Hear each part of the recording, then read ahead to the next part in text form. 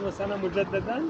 نحن الآن في البدروسية، حلفنا في جبل غفرة، وبعدنا بالشط. الشط مثل ما حكينا المرة الماضية غني جدا بالأشجار بشكل خاص عندي العقيق. فمثل ما انتم ملاحظين لو أخذنا أي مجموعة راح يطلع عندنا مجموعة من الجاسبر ومن العقيق. أيضا عندي العقيق الأبيض المخضر. احنا ماشيين أيضا نشوف غني جدا بالأحجار، الجاسبر بكل أنواعه، الجاسبر العقيق السليماني شايفين المخطط أيضا بكل أنواعه زي ما احنا شايفين.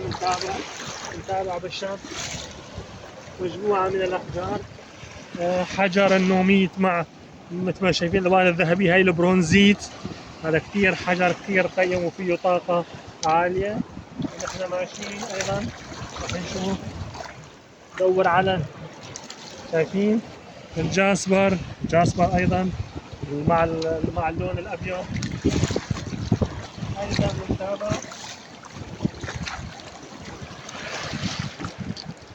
شايفين كمان كل أنواع العقيق، كل أنواع الجاسبر. أيضا الجاسبر أيضا